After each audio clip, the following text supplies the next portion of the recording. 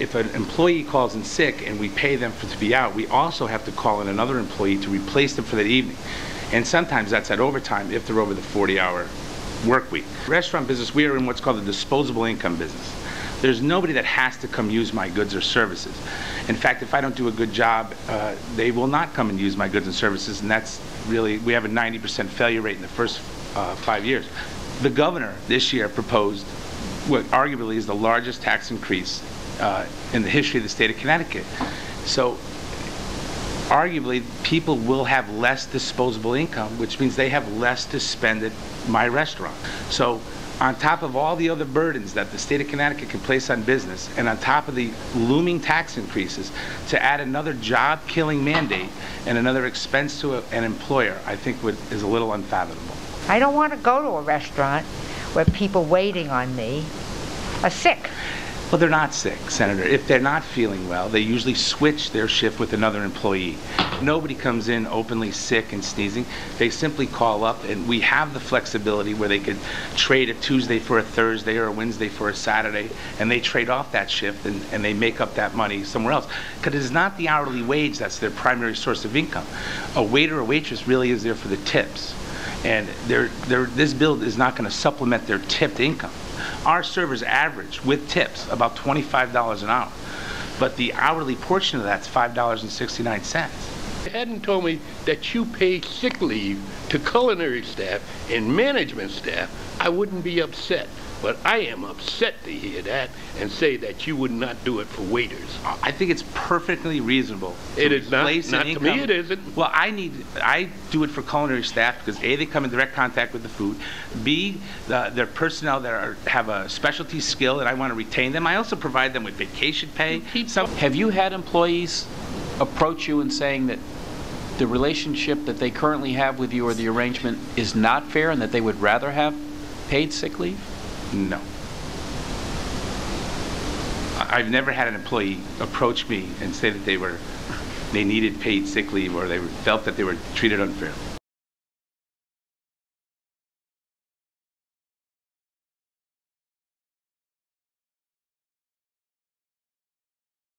Joining us is State Representative Sean Williams, who is the House ranking member on the Tax Writing, Finance, Revenue, and Bonding Committee. The Republicans have been saying we've gotten a lot of messages from companies, including CBIA, the organization that represents several hundred companies, saying this is a job killer. This is going to hurt us in a faltering economy. Yeah, I mean, let's face it, Diane. You know, it's hard to disagree with anything that Senator Prague said. I mean, nobody wants to tell someone that they should have to come to work if they're sick, or that if they stay home that they will not get paid. The reality is, though, you know, Senator Paul Tsongas from Massachusetts once famously said that you can't be anti-business and pro-working family at the same time. And so we will be the first state in the country that does something like this. You know, we are already seen as one of the worst states in the country in which to do business. That's reflected in our abysmal job growth numbers. We have 9.1% unemployment. We lost 6,000 jobs last month, 100,000 jobs in the last year.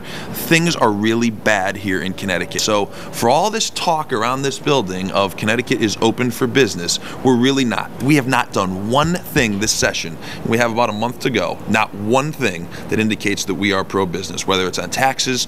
We have the highest energy rates in the country. Insurance rates are through the roof. We just raised taxes. We're talking about a bill that mandates how employers can communicate with their employees on political issues. We're talking about paid sick leave. There's nothing that we've done that indicates that Connecticut is open for business. And so while I am sympathetic to the cause, there is, to me, what trumps all other things is the fact that people in Connecticut need to get back to work. We all know people who have tried to get a job in the last year after being laid off or having their business closed or what have you. We all know people who are in that situation, and we all know that those people can't find a job. Why? Because people are not relocating here. They're fleeing Connecticut. They're going to other states because other states are greener pastures, economically speaking. You know, I listened to this whole ordeal with Dave Ratigliano, who I happen to know personally from the Southport Brewing Company, and yesterday a senator, not Senator Prague, but one of her colleagues said, well, you know, what he said was that his managers and his chefs are more important than his his wait staff. That's not what he said.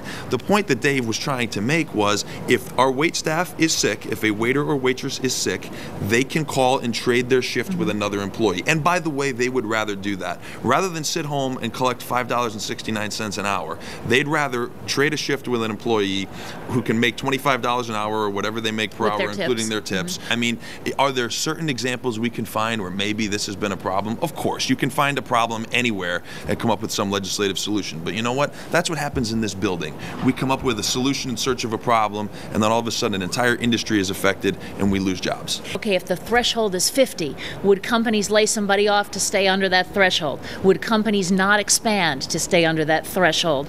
Is there a possibility that somebody actually loses their job about this? That's been talked about. I don't know how seriously you take that. Well, not only that, but we all know what happens in this building. A few years from now, if it starts with 50, it's going to be bumped down to 40, to 30, to 20, and then all of a sudden it's any company that has any employee is going to be covered under this law. So I think that's a very real possibility. What this is seeking to do, and maybe not the intent, but certainly the practical implication, is that this will stifle economic growth. Listen, companies are leaving Connecticut. My full-time job in Waterbury, there's a company on the 3rd floor of our building that just left and went to Armonk, New York. Because obviously Armonk, New York has got to be a great place in which to do business. We all know, businesses are fleeing and going to New York. If you're leaving Connecticut to go to New York, something's wrong. We need to create an environment where people can create jobs, not by running over employees or steamrolling employees and working people, but in an environment where the market competes for employees. And you know what? Many companies I know already offer this benefit to certain employees because they can afford to. Let's create an environment where every company can afford to do it, not that mandates that they do it, and then they say, well, I'm only going to hire 49 employees, or maybe I'll leave Connecticut and go somewhere else because we're a mobile company.